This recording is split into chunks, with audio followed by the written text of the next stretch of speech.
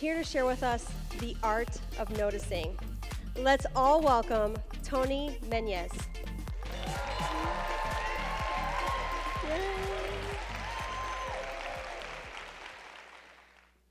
In the last decade, I've been privileged enough to have traveled the world. And it all started with me taking a leap from uncertainty into a calling to serve. I'm going to tell you my story in the best way I know how to tell stories, and that is through photography. My first real journey was doing medical missions. I was helping the underserved communities, orphanages, and villages that on the surface seemingly had nothing, and yet everything. They laughed louder than anyone I knew, they danced in the dust, and they shared food with strangers. They showed me what life was like when it was stripped down to its essence. Simple, honest, and full of heart. And I began seeking that simple life for myself. And that search carried me across the world for over a decade, capturing people simply being. And what I found was more powerful than I ever actually expected. And it deepened my view of humanity. Come with me.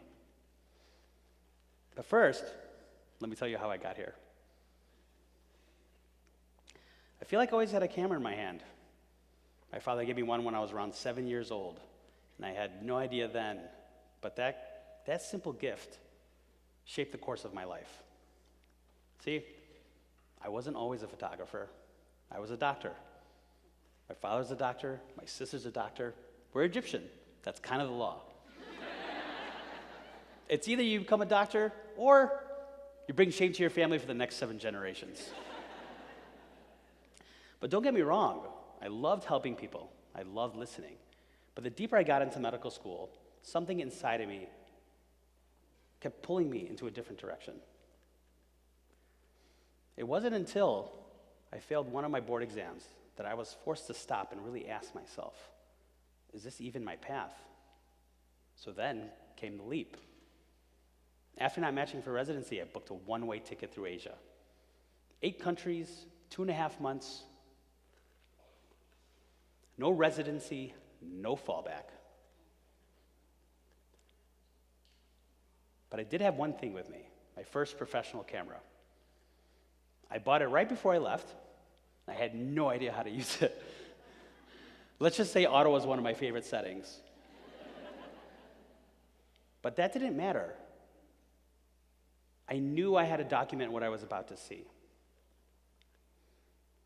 And this boy, right here, this photo, that was me. Leaping from medicine into the unknown, letting go of the life that I thought I was supposed to live, and reaching for something that I hoped was real. This isn't just a photo. It was a mirror, a metaphor for everything that I was feeling in that moment. After the leap came enlightenment. Not the grand cosmic kind, but the quiet realization that I was exactly where I was meant to be. One morning in Bagan, Myanmar, which is a country, by the way, I climbed on one of these pagodas to capture the sunrise. I see these 2 monks walking into the light, and as I picked up my camera to press the shutter, the wind picks up, and just, wow. That moment felt so still, yet so alive, that it's like time just paused just long enough for me to breathe it in. Then there was this moment. A fisherman in the distance, mountains in the background, and the dawn light just spreading across the sky. What you don't see is that I'm on a boat speeding across the water. You can even see the splash of the lens on the bottom of the frame there. Life was moving fast. It was chaotic. It was loud. But this man, still, unmoved, unbothered. And that's when I first felt it. Not just calm, but peace. not just stillness, but presence. This was the rhythm. And that rhythm of life isn't music, it isn't sound, but flow. Peace, being. You don't find it by chasing, you find it by surrendering, by letting go, and by letting life be. One of the things that I've noticed in the world is that everywhere I've been, and I've been to a lot of places, that you see children skipping rocks.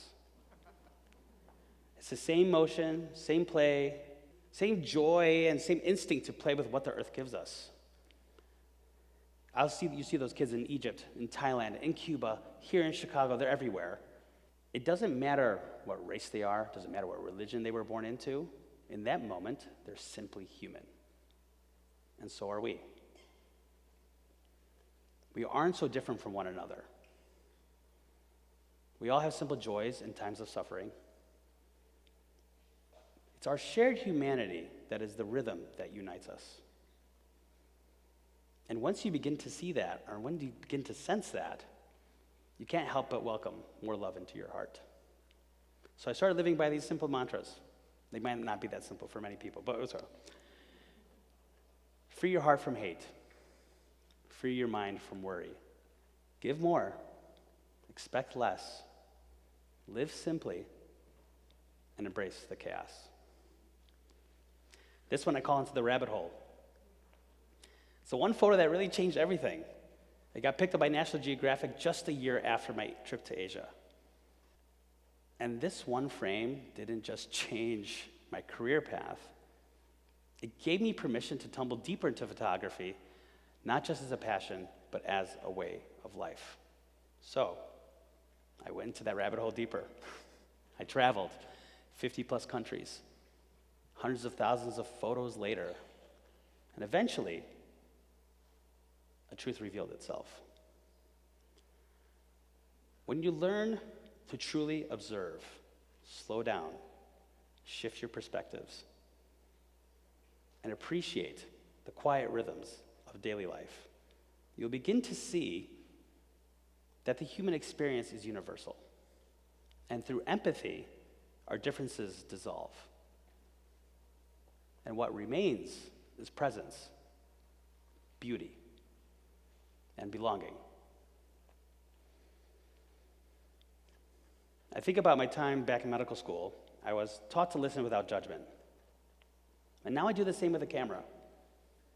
I don't pose anybody. I don't interfere. I just let life be. And in that stillness, you'll catch the rhythm. There's kids playing, people washing clothes, people walking to work, people just hanging out in the streets. The rhythm is the web that connects us all. And it's everywhere. And it's not just out there. It's here.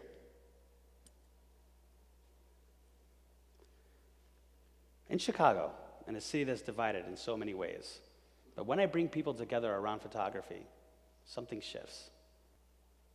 People from different neighborhoods that rarely cross paths, they come together, they stand shoulder to shoulder, and they begin to share stories. They talk to one another. They laugh. And in that moment, the walls drop, the borders disappear. And that is the power of truly seeing and being. So here's what I leave with you. You don't need to quit medicine. You don't need a passport. You just need to be present. Slow down, look closer, and let yourself feel. Because when you feel yourself of love, everything begins to fall into place. And God reveals his mysteries, and the rhythm reveals itself. And that's what I come to believe.